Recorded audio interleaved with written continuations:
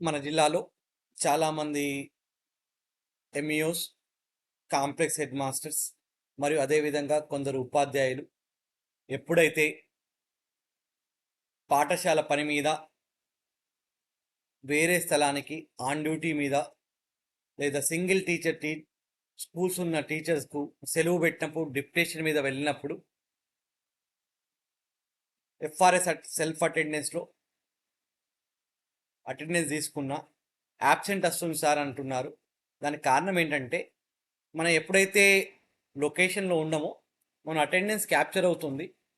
Capture అయిన అటెండెన్స్ను మనం ఏదైతే స్కూల్లో పనిచేస్తామో ఆ స్కూల్ లాగిన్లోకి వెళ్ళి అప్రూవల్ చేయాలండి.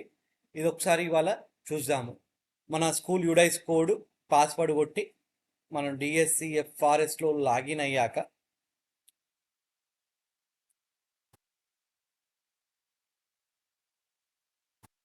ఈ విధంగా మన స్కూల్ యొక్క డాష్ బోర్డ్ వస్తుంది. అంటే ఏ స్కూల్ని అయితే లాగిన్ అవుతామో ఆ స్కూల్ యొక్క డాష్ బోర్డ్ వస్తుంది.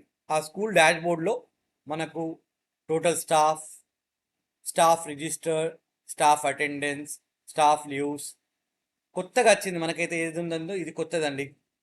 Total out of premises attendance approval ఈ మాడ్యూల్లోకి వెళ్ళి మనము ఎవరైతే మన స్కూల్ బయటికి వెళ్ళి ఓడి మీద వెళ్ళారో అలాంటి వారి యొక్క అటెండెన్స్ను మనం అప్రూవ్ చేస్తే వాళ్ళు ప్రజెంట్ అని మనకు స్కూల్ రిపోర్టింగ్లో వస్తుంది.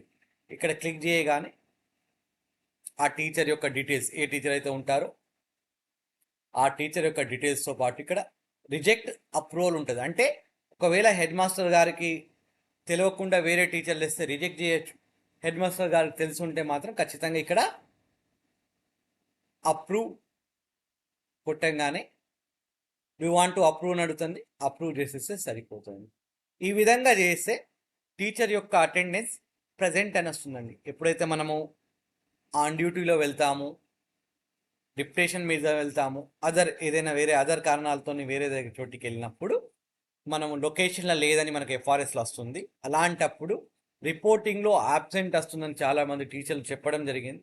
అందుకు గాను ఎఫ్ఆర్ఎస్ వాళ్ళను సంప్రదిస్తే వాళ్ళు ఏం చెప్పారంటే స్కూల్ లాగిన్లో బ్రౌజర్లో మనం ఇంతకుముందు చెప్పుకున్న మాడ్యూల్స్ డాష్ బోర్డ్లో ఉన్న ఈ మాడ్యూల్స్లలో total out of premises attendance approval ఇక్కడ వెళ్ళి అప్రూవ్ చేయగానే ఒక అరగంట తర్వాత ఆ డాటా అనేది అప్డేట్ అయి ఆ టీచర్ ఎవరైతే అట్లా ఉంటారో అలా వారి అప్రూవ్ చేస్తే వాళ్ళు ప్రజెంట్ అవుతారండి.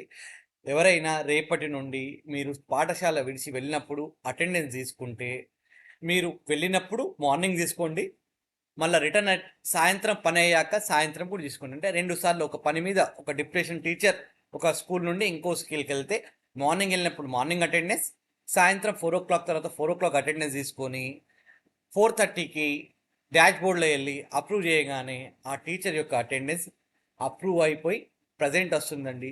ఇంకా అదేవిధంగా మిగతా టీచర్లు కూడా ఎక్కడికైతే ఆన్ డ్యూటీలో వెళ్తారో ఆ ప్రదేశంలో ఓడి అప్లై చేసుకోవాలి. ఆ ప్రదేశంలో వెళ్ళేటప్పుడు మనం ఇది అయ్యాక క్రోమ్లో అప్రూవ్ చేసుకోవాలి. ఒకవేళ డే మొత్తం అక్కడ ఉంటే 2 పూటల మార్నింగ్ పోయి సాయంత్రం మనం పైన అయ్యాక చివరికి ఎప్పుడైతే మనం తిరిగి మన గమ్యస్థానానికి ఇంటికి వెళ్తున్నామో ఆ టైంలో అక్కడ మరోసారి అటెండెన్స్ తీసుకొని క్రోమ్లో అప్రూవ్ చేసేస్తే మనం ప్రజెంట్ అవుతాం. థ్యాంక్ యూ అండి అందరికీ.